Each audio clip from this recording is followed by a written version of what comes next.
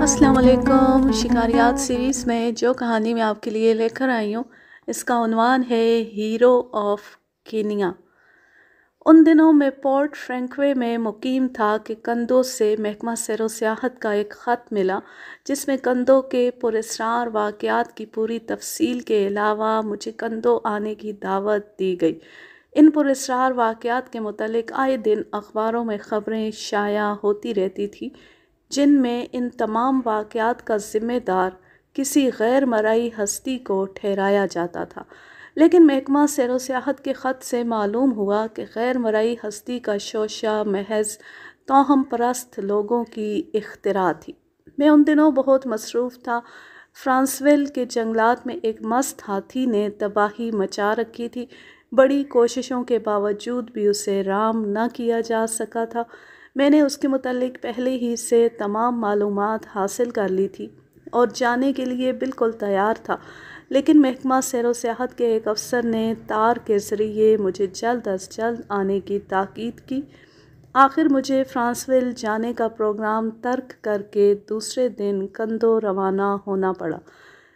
کندو کا شہر کانگو کے دارالخلافے لیوپولڈویل سے 550 میل مشرق کی طرف دریا کے کنارے آباد ہے۔ مجھے وہاں تک پہنچنے میں 2 دن لگ گئے۔ محکمہ سیر و سیاحت کے دفتر سے رجوع کیا۔ وہاں سے تازہ ترین واقعات سن کر ایک دفعہ تو مجھ پر بھی کپکپی طاری ہو گئی۔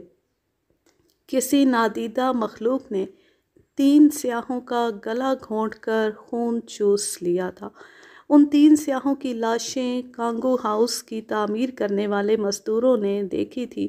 افواہ تھی کہ انہیں کسی دشمن نے موت کے گھاٹ اتارا ہے، لیکن مزید تفصیلات سے مجھے یہ یقین ہو گیا کہ یہ کام کسی درندے کا ہی ہو سکتا ہے، کیونکہ سیاحوں کے پاس کرنسی کے علاوہ اپنا تمام ساز و سامان چوں کا توں موجود تھا، اور سیاحوں کے گلے پر دانتوں کے نشانات کی موجودگی بھی اس بات کی تصدیق کرتی تھی۔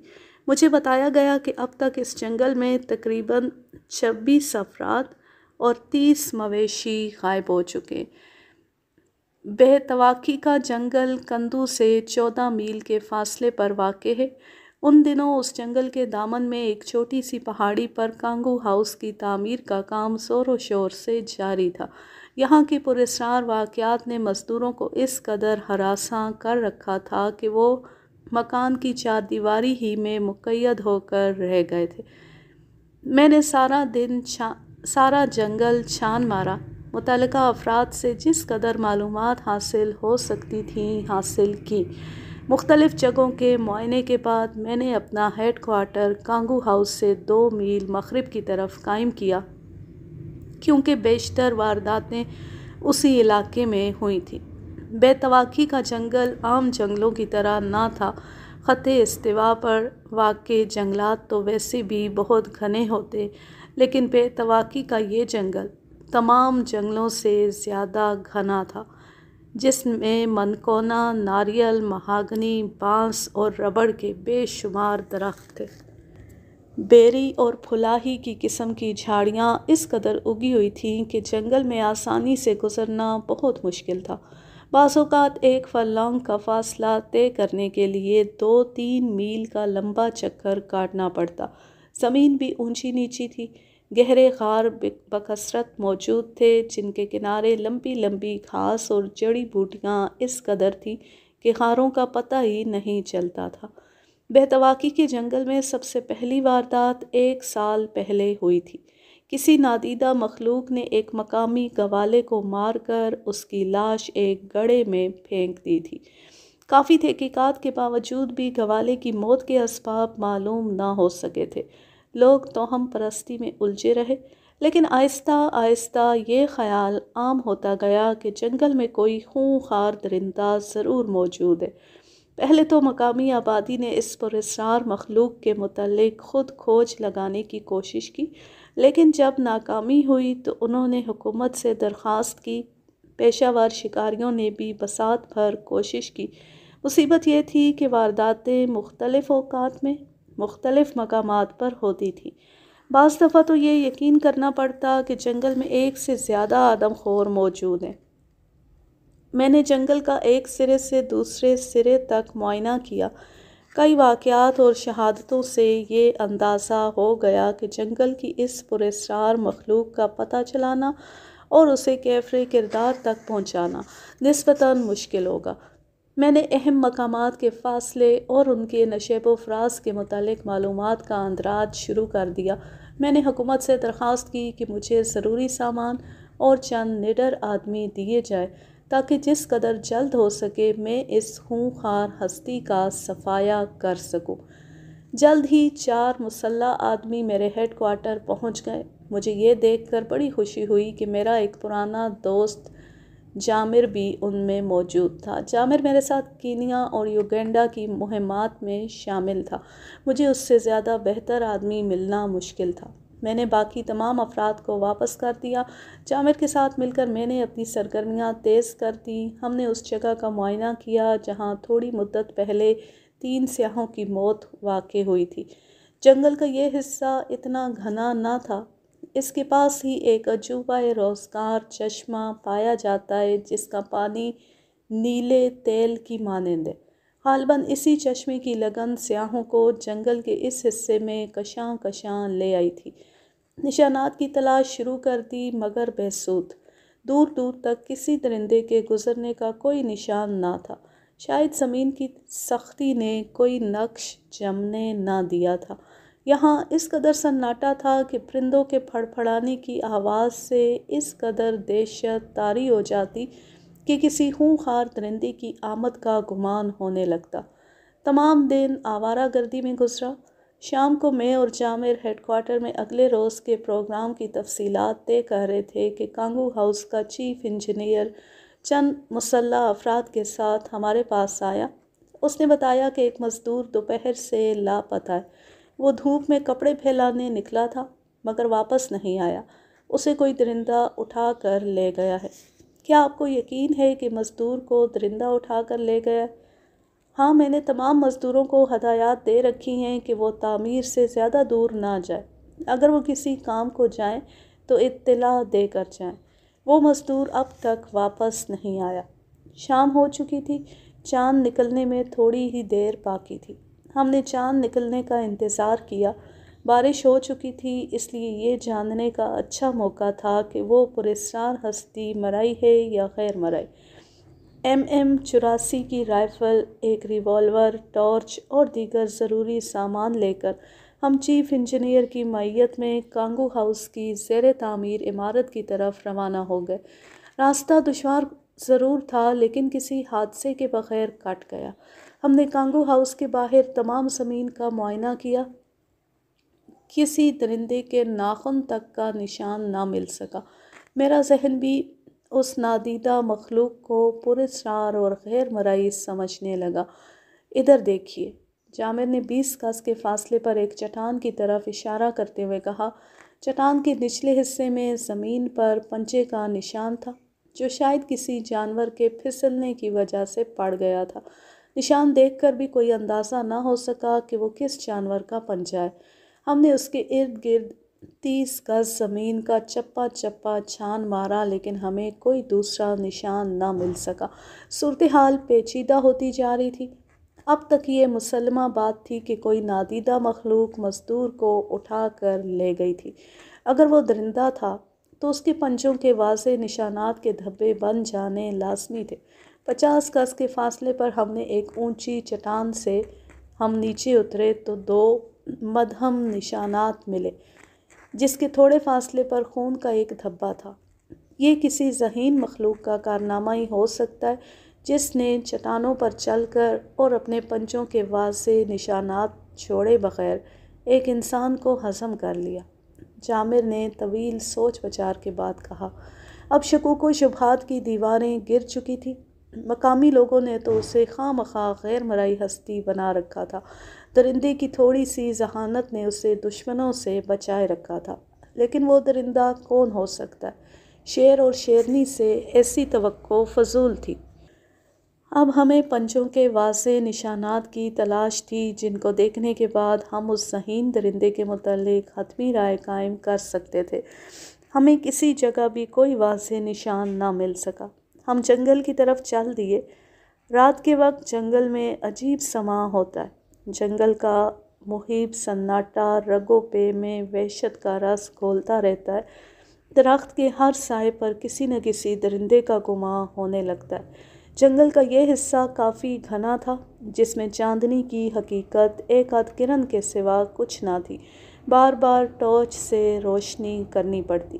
جامر مجھ سے بھی زیادہ محتاط تھا۔ وہ ہاتھ میں رائفل لیے ہر ناگہانی خطرے کا مقابلہ کرنے کے لیے بالکل تیار تھا۔ صورتحال کا تقاضا بھی یہی تھا۔ جنگل کے شمالی حصے میں الووں کی آواز سنائی دی اور پھر لومڑ کی جانی پہچانی آواز۔ میں نے اپنی تمام شکاری زندگی میں کبھی کسی جانور سے شگون نہیں لیا اور نہ مجھے یقین ہے کہ کسی جانور کے بولنے یا کسی پرندے کے پھڑپھڑانے سے کوئی خطرہ پیش آ سکتا ہے۔ لیکن جامر نے لومڑ کی آواز سے شگون لیتے ہوئے کہا، ہمیں پہلے سے بھی زیادہ محتاط رہنا چاہیے۔ لومڑ کی آواز کسی طوفان کا پیش خیمہ ہوا کرتی ہے۔ میں جامر کے عقیدے پر ہنسے بغیر نہ رہ سکا۔ یکا یک پاس کی جھاڑیوں میں کھسر پھسر ہوئی۔ ہم فوراً تیار ہو گئے۔ ٹارچ کی روشنی کو آواز کی سمت میں مرکوز کیا۔ دیر تک ہم ماحول کا جائزہ لیتے رہے لیکن کچھ پتہ نہ چلا۔ پورے اطمینان کے بعد ہم وہاں سے روانہ ہو گئے۔ بعض جگہوں پر ہم ٹارچ کی روشنی سے زمین پر پنجوں کے نشانات دیکھتے، لیکن جنگل کی خشک زمین پر ہاتھی جیسے وزنی جانور کے نشانات جمنے بھی مشکل تھے۔ رات کے 10 بج رہے تھے۔ چاند کافی اوپر آ چکا تھا۔ چھوٹے چھوٹے پرندوں کے پھڑپھڑانے کی آوازیں بدستور آ رہی تھیں۔ دور چٹانوں کے پیچھے ایک سائے نے حرکت کی۔ میری چھٹی حس جاگ اٹھی۔ ممکن ہے یہ وہی درندہ ہو جس نے مزدور کو ہڑپ کیا ہے۔ جامر نے سرگوشی کی۔ درندے کی موجودگی بعید القیاس نہ تھی۔ ہم دبے پاؤں جھاڑیوں میں چھپتے چھپاتے اس کے قریب پہنچ جانا چاہتے تھے۔ خدشہ تھا کہ درندہ ہماری بو نہ پا لے، اس لیے ہم نے اپنے آپ کو ہر صورتحال کا مقابلہ کرنے کے لیے تیار کر رکھا تھا۔ عمودی چٹان سے نیچے اترتی میرا پاؤں پھسل گیا۔ میں گہرے کھڈ میں جا گرا جہاں سے بڑی مشکل کے بعد نکلا۔ ٹخنے پر چوٹ آ جانے کی وجہ سے خون بہہ رہا تھا، لیکن مجھے زیادہ فکر نہ تھی کیونکہ اب اپنی منزل بہت قریب نظر آ رہی تھی۔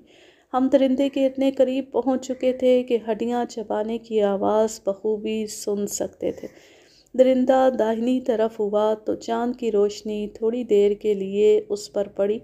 میری حیرت کی انتہا نہ رہی کہ وہ تو شیر تھا اور سچ مچ وہ کسی انسانی ڈھانچے کے ساتھ مصروف پیکار تھا۔ مجھے زیادہ حیرانی اس بات پر ہوئی کہ شیر کو ہماری موجودگی کا بالکل احساس نہ ہوا تھا، حالانکہ ہم اس سے 25 گز کے فاصلے پر تھے۔ جامر نے گولی چلانے کی اجازت چاہی، لیکن یہ وقت گولی چلانے کے لیے قطعی غیر موزوں تھا کیونکہ شیر اس وقت دم کی سیدھ میں کھڑا تھا۔ اس کے لیے یا تو ہمیں چکر کاٹ کر اس کے منہ کی سیدھ میں پہنچنا تھا یا وہیں بیٹھ کر شیر کے پہلو بدلنے کا انتظار کرنا تھا۔ دوسری تجویز مفید تھی، اس لیے کہ یہ بات شیر کی فطرت سے بعید نہ تھی کہ وہ ہماری حرکت کو دیکھ لے یا ہماری بو سونگھ لے۔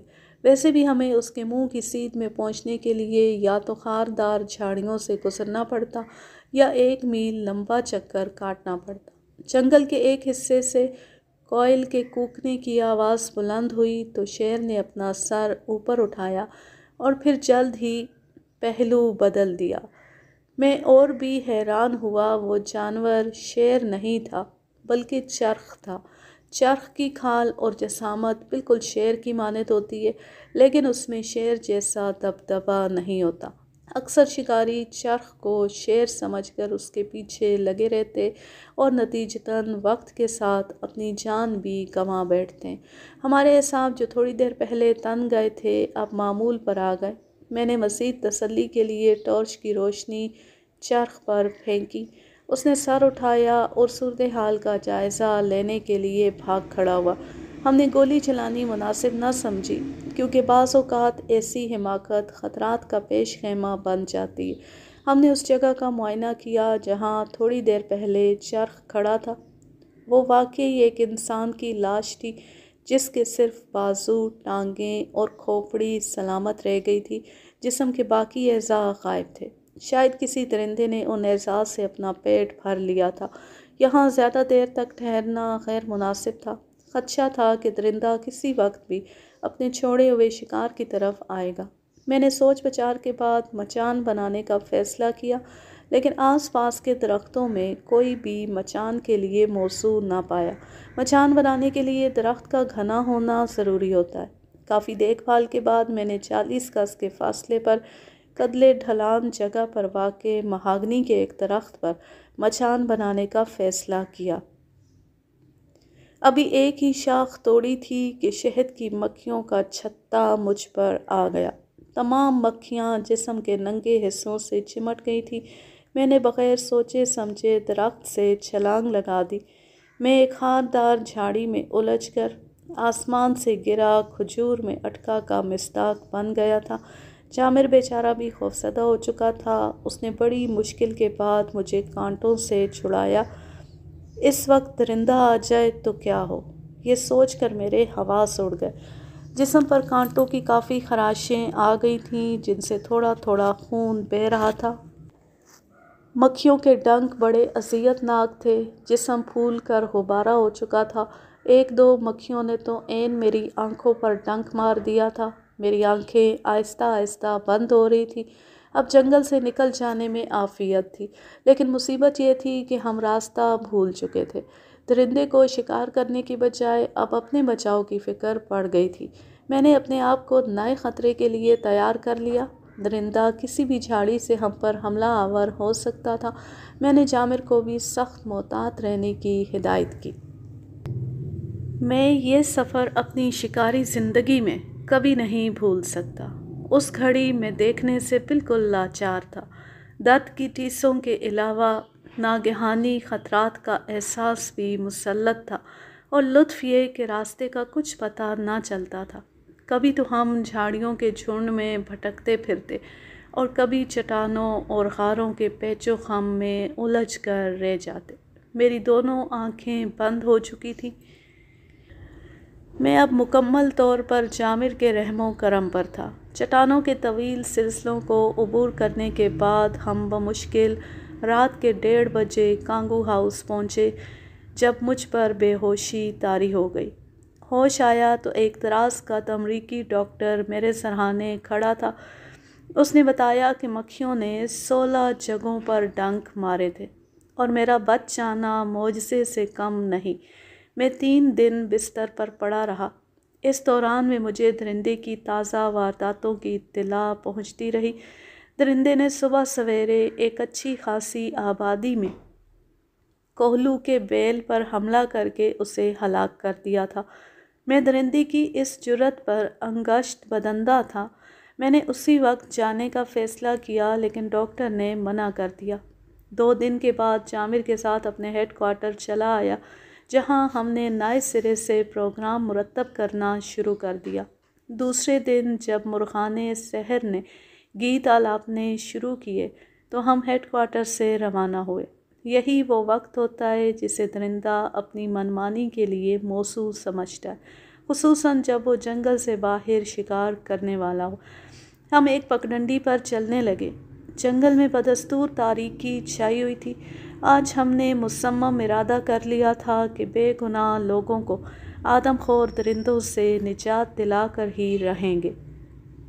پچھلے 2 دن سے درندے کی کسی تازہ واردات کی خبر نہیں ملی تھی، اس لیے یہ پتہ چلانا مشکل تھا کہ درندہ کہاں ہوگا۔ اس کے باوجود ہم نے ہمت نہ ہاری۔ ایک جگہ چند گیدڑ دکھائی دیے جو بے تحاشا ہماری طرف بھاگے چلے آ رہے تھے۔ ایسے وقت میں ایک ماہر شکاری کے لیے یہ اندازہ لگانا مشکل نہیں ہوتا کہ آئندہ کیا ہونے والا ہے۔ گیدڑ عموماً کسی درندے کے خوف سے ہی بھاگتے ہیں۔ ہم آنے والے خطرے کا مقابلہ کرنے کے لیے تیار ہو گئے۔ میں نے ٹریگر پر انگلی رکھتے ہوئے جامر کو ہدایت کی کہ وہ اس وقت تک گولی نہ چلائے جب تک یہ یقین نہ ہو جائے کہ درندہ واقعی موجود ہے۔ ہمیں ایک نہایت ہوشیار درندے سے واسطہ پڑا تھا جس نے تقریباً 60 جانیں ضائع کی تھیں۔ اس کے باوجود کسی نے اسے نہیں دیکھا تھا، اس لیے لوگ اسے غیر مرئی ہستی سمجھنے لگے تھے۔ کندو میں تو ایک مندر کے پجاری نے یہاں تک کہہ دیا تھا کہ وہ پراسرار ہستی دیو ناگی کی بھٹکتی ہوئی روح ہے جسے کسی انسان نے اس وقت ہلاک کر دیا تھا جب وہ اعمال یوگیہ میں مصروف تھی، اور اب وہی روح انتقام لے رہی ہے۔ ہم کافی دیر تک جنگل میں بھٹکتے رہے۔ خوش قسمتی یہ تھی کہ جنگل کے اس حصے میں ہاتھی، گینڈا اور ارنا بھینسا جیسے دیو ہیکل جانور موجود نہ تھے۔ چٹانوں کی تراش، سطح کے نشیب و فراز اور قدرتی کھائیاں ایسے جانوروں کے چلنے پھرنے میں سخت مانع تھی۔ ہم نے سنگلاخ چٹانوں کو عبور کیا تو اپنے سامنے ایک غار پایا۔ شاید یہ کسی درندے کی پناہ گاہ ہو، جامر نے کہا۔ مجھے بھی جامر کی اس دلیل سے اتفاق کرنا پڑا کیونکہ غار کی منڈیر پر گھاس کی بے ترتیبی یہ ظاہر کرتی تھی کہ کوئی جانور اس راہ سے گزرا ہے۔ میں نے ایک چٹان پر پوزیشن لے لی۔ یہ اتنی بلندی پر تھی جہاں سے غار کے اندر کا تھوڑا بہت حصہ دکھائی دیتا تھا۔ جامر دائیں طرف سنبھل کر بیٹھ گیا۔ یہ بھی ممکن تھا کہ اس میں کوئی درندہ نہ رہتا ہو، اور اگر کوئی درندہ اس میں رہتا ہے تو عین ممکن ہے وہ اس وقت یہاں نہ ہو۔ اس لیے کوئی عملی قدم اٹھانے سے پہلے یہ جان لینا ضروری تھا کہ درندہ موجود ہے یا نہیں۔ میں نے غار میں ایک پتھر پھینکا اور خود چٹان کے پیچھے پوزیشن لے کر بیٹھ گیا۔ آنے والے لمحات کا احساس میرے اعصاب پر ہتھوڑے برساتا رہا تھا۔ ایک معمولی سی آواز غار سے اٹھی۔ ہم نے کچھ دیر انتظار کیا لیکن کوئی خاص بات واقع نہ ہوئی۔ میں نے ایک اور پتھر پھینکا۔ اب صدائے بازگشت کے طور پر پہلے سے اونچی آواز سنائی دی۔ اب مجھے یقین ہو گیا کہ غار کے اندر ضرور کوئی جانور موجود ہے، اس لیے میں نے جال والا حربہ استعمال کیا۔ میں نے بڑی احتیاط سے غار کے اوپر ایک مضبوط جال اس طرح پھیلایا کہ یہ ایک ڈھکنے کی طرح غار کے منہ پر آ گیا، اور پھر اسے پاس کے درختوں سے باندھ دیا۔ 4-5 جگہوں پر پتھر کی بڑی بڑی سلیں رکھ دیں۔ شیر جیسے جانوروں کے لیے ایسے جال کوئی معنی نہیں رکھتے، لیکن وحشی درندے کی جال سے نکلنے کی کوشش میں شکاری کو کم از کم اتنا وقت مل جاتا ہے کہ وہ درندے کو نشانہ بنا سکے۔ اس دوران میں جھاڑیوں میں زبردست سرسراہٹ ہوئی۔ شاید کوئی درندہ تھا۔ ہم اس غیر متوقع واقعے پر بوکھلا گئے، لیکن یہ دیکھ کر ہماری جان میں جان آئی کہ وہ ایک لومڑی تھی۔ جال کے کام سے فارغ ہو کر ہم نے غار کی منڈیر پر پوزیشن لی۔ 2-3 پتھر بھی پھینکے لیکن نتیجہ صفر رہا۔ تھوڑی دیر کے بعد جال کا ایک کونا اوپر اٹھا۔ اس کے ساتھ ہی چیخ کی آواز سنائی دی۔ یہ ایک لومڑی کا بچہ تھا۔ ہماری تمام کوششوں پر پانی پھر گیا تھا۔ وہی غار جسے ہم درندے کی پناہ گاہ سمجھ بیٹھے تھے، لومڑی کی رہائش گاہ تھی۔ دوسرے دن میں نے اپنے ساتھ اس مہم میں 9 نڈر آدمیوں کو شامل کیا۔ انہیں اسلحہ دے کر 3-3 کی ٹولیوں میں مختلف سمتوں میں روانہ کر دیا تاکہ وہ درندے کا سراغ لگا سکے۔ خود جنگل کے ایک گھنے حصے کی طرف روانہ ہو گیا۔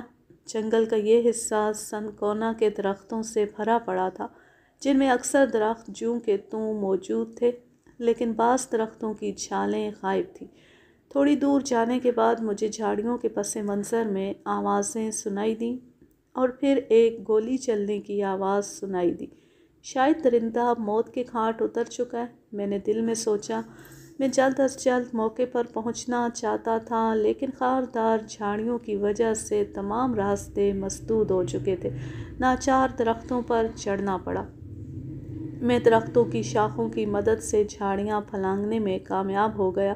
2 ٹولیاں بالکل میرے سامنے آ چکی تھیں۔ انہوں نے بتایا کہ انہوں نے ایک درندے کو جنگل سے 2.5 میل کے فاصلے پر دریا کے کنارے دیکھا ہے۔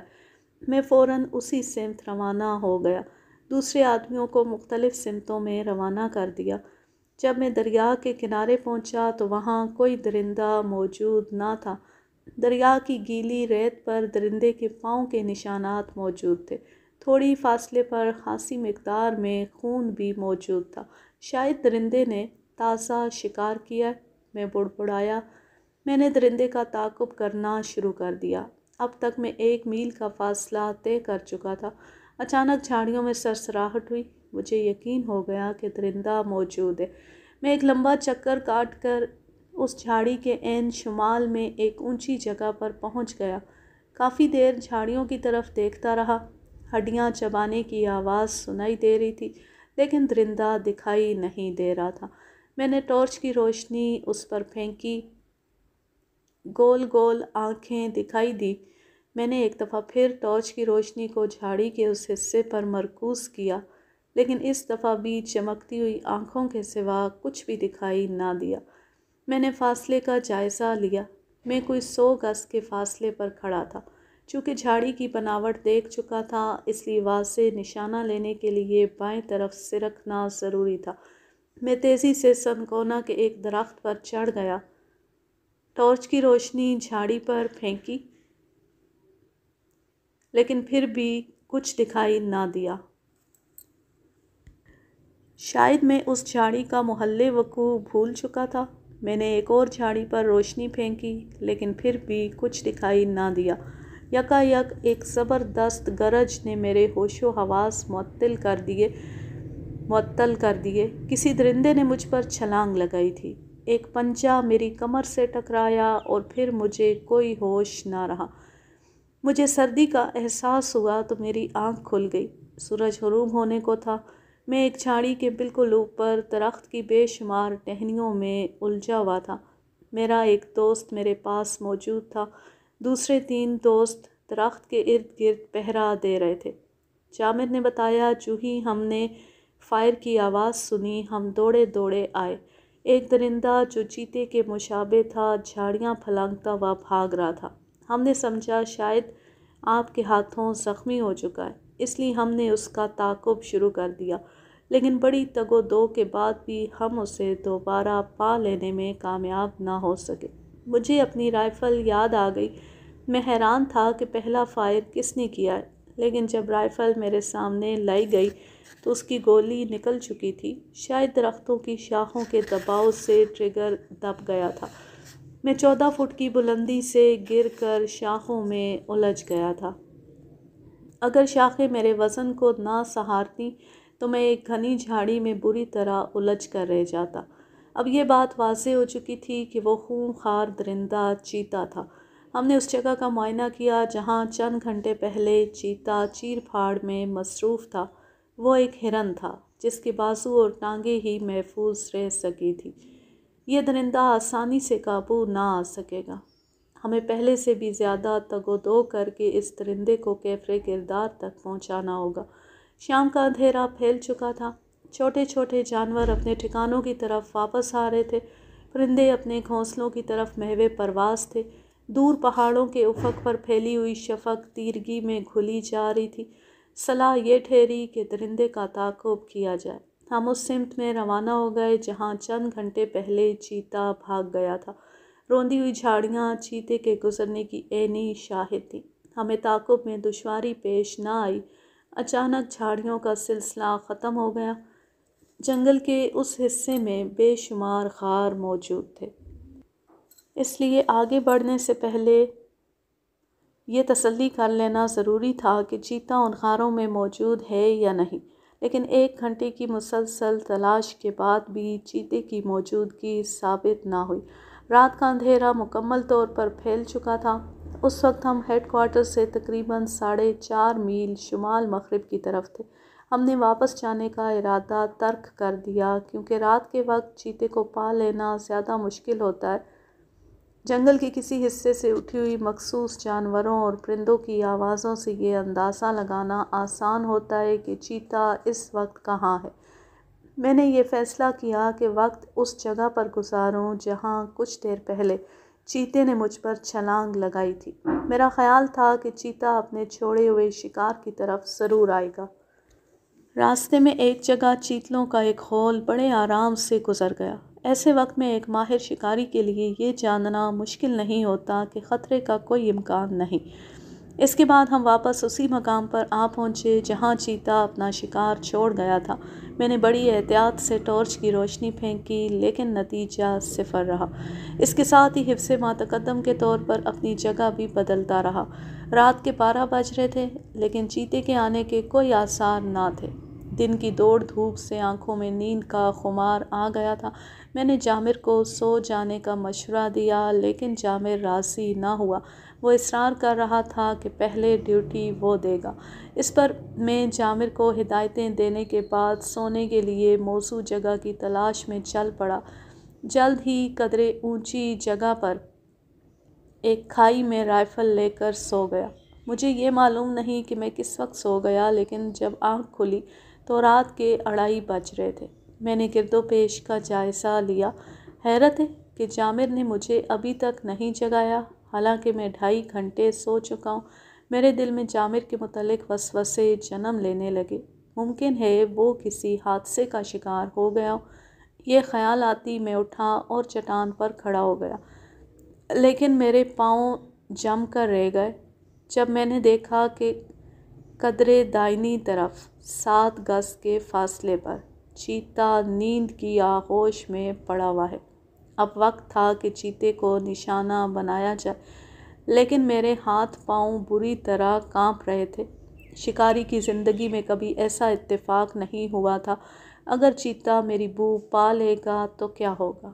یہ سوچ کر مجھ پر لرزہ طاری ہو گیا۔ میں تھوڑی دیر کے لیے پیچھے ہٹا۔ اس دوران جامر نے مجھ پر ٹارچ کی روشنی پھینکی۔ شاید وہ یقین کر رہا تھا کہ میں ابھی سویا ہوا ہوں۔ اس نازک وقت میں مجھے جامر کی یہ حرکت ایک آنکھ بھی نہ بھائی۔ ممکن ہے چیتا جاگ کر روشنی کی سمت میں چل دے لیکن یہ ایسا نازک وقت تھا کہ میں جامر کو کچھ بھی نہ کہہ سکتا تھا۔ لاشعوری طور پر میں نے رائفل سے گولی نکالی، اس کی جگہ ایک نئی گولی بھری اور پوزیشن لے کر بیٹھ گیا۔ میں نے چیتے کی کنپٹی کا نشانہ لیا۔ دوسرے ہی لمحے گولی چیتے کے سر سے گزرتی ہوئی دوسری طرف جا چکی تھی۔ گولی کی آواز سے سارا جنگل لرز اٹھا۔ چیتے نے ایک قلابازی کھائی۔ اس کا جسم ایک چٹان سے ٹکرایا اور پھر دھڑام سے 4-5 گز نیچے جا گرا۔ جامر میرے پاس بھاگتا ہوا آیا۔ ہم نے فضا میں پے در پے گولیاں چلانی شروع کر دی تاکہ جنگل کے کسی حصے میں موجود افراد سن کر اندازہ لگا سکیں کہ درندہ موت کے گھاٹ اتر چکا ہے۔ کانگو ہاؤس سے بھی گولی داغنے کی آواز سنائی دی اور پھر تھوڑی دیر بعد 10-11 افراد ہمارے پاس پہنچ گئے۔ انہوں نے چیتے کو مرا ہوا دیکھ کر اس کے ارد گرد ناچنا شروع کر دیا۔ ہم چیتے کو گھسیٹ کر کانگو ہاؤس کی طرف چل دیے۔ کانگو ہاؤس کے تمام افراد نے ہمارا شاندار استقبال کیا۔ سونے کے بعد میری آنکھ کھلی تو دن کے 11 بج رہے تھے۔ چیتا لوگوں کے ہجوم میں گرا ہوا تھا۔ میں نے چیتے کا معائنہ کیا۔ اس کی کمر پر HOK کے کھدے ہوئے حروف دیکھ کر میں ششدر رہ گیا۔ یہی وہ چیتا تھا جو 2.5 سال پہلے نیروبی کے ایک سرکس سے فرار ہو گیا تھا۔ یہی چیتا ہیرو آف کینیا کے نام سے پکارا جاتا تھا۔ تب مجھے یاد آیا کہ 2.5 سال پہلے میں نے اس چیتے کو پکڑنے کے لیے کتنی مصیبتیں جھیلی تھیں۔ سرکس والوں نے 2,500 روپے انعام دینے کا اعلان بھی کیا تھا۔ مجھے حیرت اس بات پر تھی کہ وہ 1100 میل کا فاصلہ طے کر کے بے تواکی کے جنگل میں آ گیا تھا اور پچھلے 1 سال سے اسی جنگل کو اپنی سرگرمیوں کا مرکز بنائے ہوئے تھا۔ اس کہانی کے مترجم ہیں یعقوب ثانی۔ اب میں لیتی ہوں آپ سے اجازت۔ جہاں رہیں خوش رہیں، شاد و آباد رہیں، ہنستے مسکراتے رہیں۔ اللہ حافظ، اللہ نگہبان۔